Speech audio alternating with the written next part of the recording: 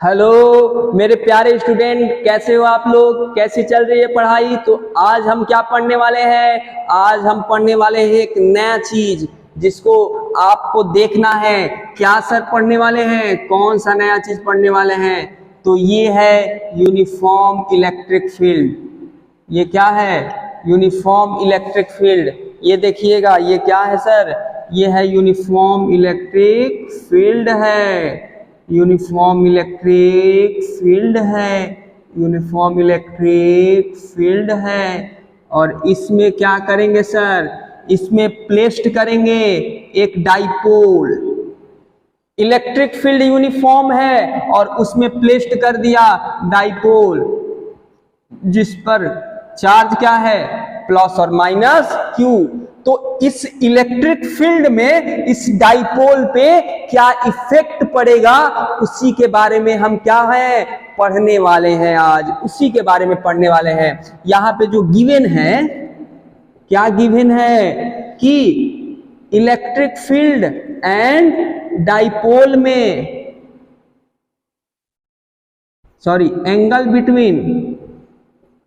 Angle between electric field and dipole कितना है? Theta है। क्या है? थीटा है। और ये जो लेंथ जो दिया है एल और एल है। ये जो लेंथ दिया है वो कितना है? एल है और एल है। क्या है? एल और एल। मिड पॉइंट से लेंथ जो है वो एल है। ठीक है, समझ में आ रहा है कि नहीं? अब क्या बताना है सर कि इस इलेक्ट्रिक फील्ड में डाइपोल पे क्या इफेक्ट पड़ेगा। तो बउआ देखो, ए बच्चा देखो, यहाँ पर देखो। क्या देखे सर? तो थोड़ा सा रुको, हम दिखाते हैं एक चीज।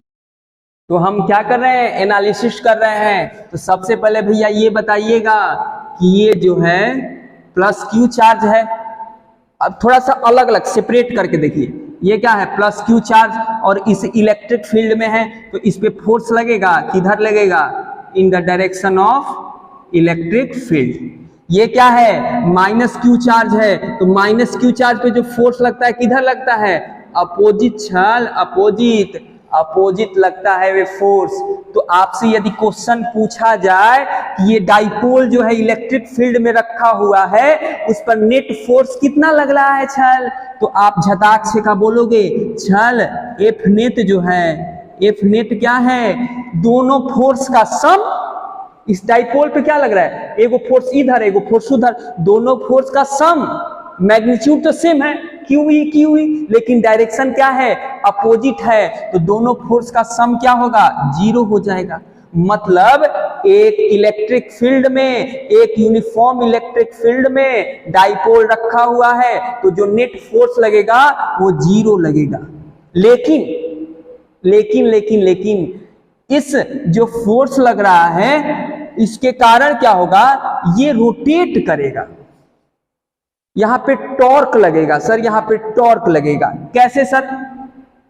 तो ये क्या होगा? ये फोर्स इसको इधर खींच रहा है। जैसे देखिए, ये है ऐसे, इसको फोर्स एक तो इधर खींच रहा है। इधर खींचेगा तो ये नीचे आएगा, और एक को इधर खींच रहा है, मतलब ये ऊपर जाएगा। ऐसे जाएगा, ऐसे। ये पोर्शन ऊपर और ये पोर्शन नीचे। मतलब क्या हो रहा है? एक फोर्स इधर लग रहा है, एक फोर्स इधर, जिसके कारण ये इधर रोटेट करेगा डाइपोल। ये इधर रोटेट करेगा और ये इधर रोटेट करेगा। समझना? ये क्या होगा? नेट फोर्स तो जीरो होगा, लेकिन ये क्या होगा? रोटेट करेगा। तो इसको जो रोटेट कर रहा है, ये क्यों रोटेट करेगा? क्योंकि इस पर काम करेगा एक टॉर्क। क्या काम करेगा? टॉर्क। वो टॉर्क के कारण क्या करेगा? ये रोटेट करेगा। ये टॉर्क होता क्या है सर? तो रोटेटिंग फोर्स होता है। वह फोर्स जो किसी बॉडी को रोटेट करा दे, जो क्या कर दे? रोटेट करा दे, वो फोर्स होता है टॉर्क। तो यहां तो टॉर्क जीरो नहीं होगा सर। टॉर्क क्या होगा? जीरो नहीं होगा। एफ नेट जीरो है, छोड़िए सर, एफ नेट के जीरो है, लेकिन ये जो टॉर्क होगा वो जीरो नहीं होगा। टॉर्क क्या है? ये इसको क्या कर रहा है? इधर खींच रहे हैं इसको इधर, तो ये क्या करेगा? नीचे की तरफ क्या करेगा? रोटेट करेगा। ये इधर की तरफ रोटेट करेगा। ये जो रोटेटिंग फोर्स है वही होता है टॉर्क। वही क्या होता है? टॉर्क होता है, ठीक है। और एक चीज नोट करिएगा सर, और एक चीज आप नोट करिएगा कि ध्यान दीजिएगा, ये जो मिड पॉइंट है, ठीक है, ये जो मिड पॉइंट है, इस मिड पॉइंट के अक्रॉस ये रोटेट करेगा। कोई भी जो बॉडी होता है, कोई भी जो बॉडी होता है, किसी ना किसी पॉइंट के अक्रॉस रोटेट करता है। कोई भी बॉडी किसी ना किसी पॉइंट के अक्रॉस रोटेट करता है या एक्सिस के अक्रॉस रोटेट करता है।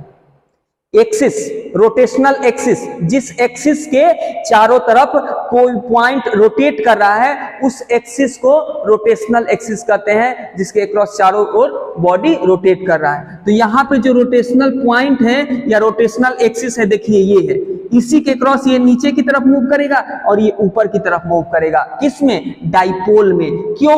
क्योंकि इस पर एक फोर्स इधर लग रहा है, एक फोर्स इधर लग रहा है, एक फोर्स इलेक्ट्रिक फील्ड के डायरेक्शन में लग रहा है, एक फोर्स इलेक्ट्रिक फील्ड के अपोजिट डायरेक्शन में लग रहा है। तो यहां पर एक बात बताइएगा, यहां जो फोर्स लग रहा है, फोर्स जो है वो क्या है? वो दोनों फोर्स जो है, बोथ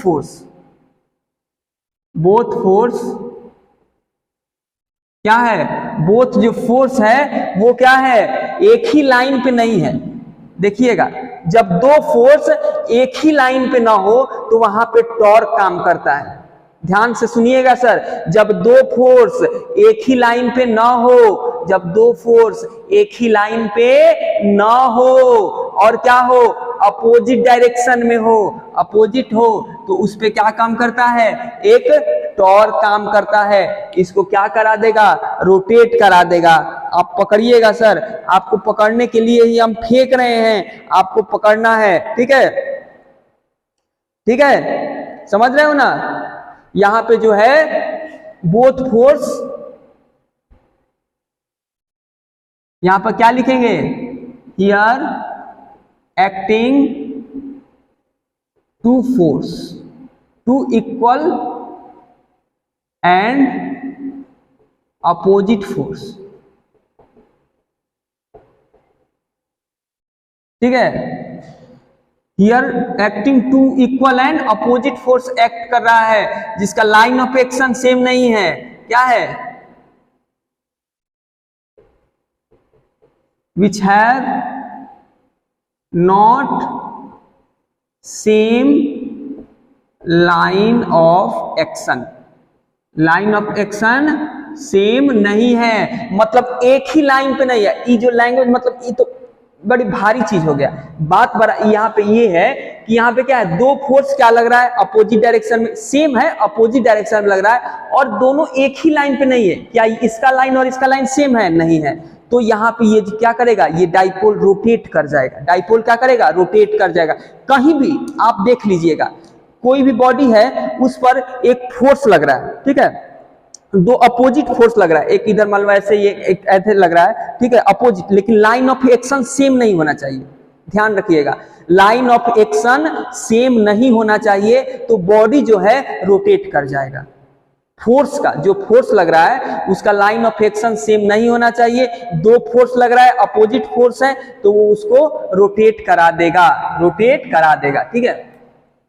ये बात ध्यान रखिएगा, ठीक है? तो यहां पे जो टॉर्क आएगा, इसको मान लेते हैं, टॉर्क जो होता है वो क्या होता है?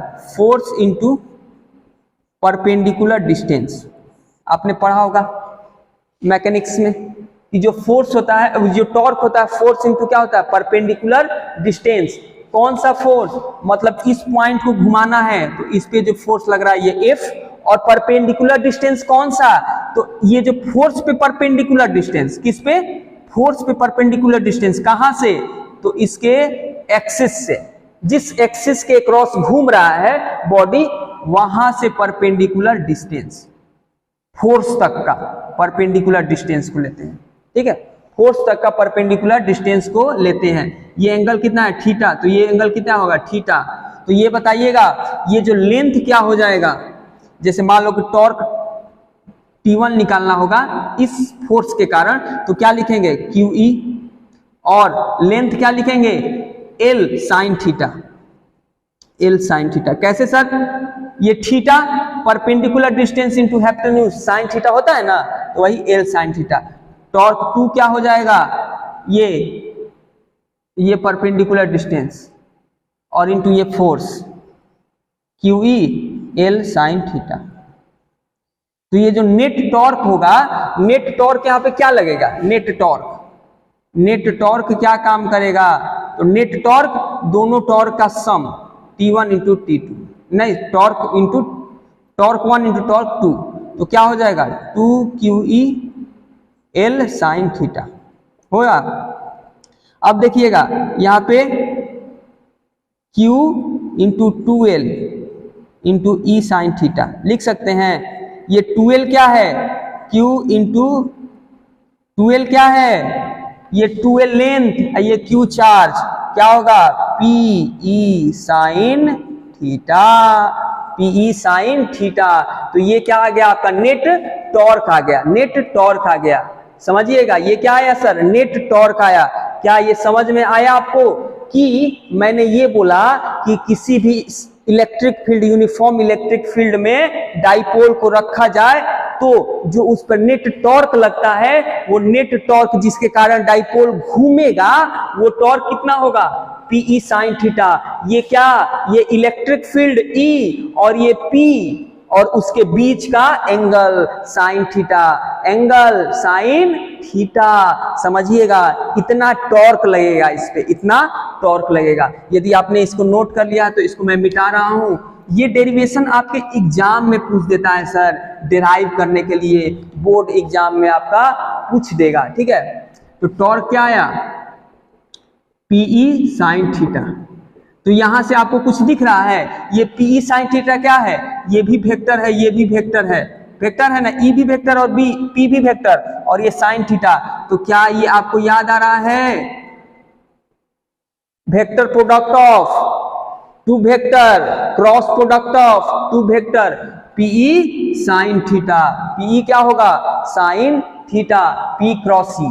तो आपके दिमाग में आ रहा होगा सर क्या इसको E क्रॉस P नहीं लिख सकते हैं, दिमाग में आ रहा होगा कि नहीं, तो नहीं सर नहीं लिख सकते हैं, इसको P क्रॉस E ही लिखेंगे। क्यों, क्योंकि ये घूम टॉर्क यहाँ पे कैसे काम कर रहा है, ये जो टॉर्क है यह कैसा काम कर रहा है,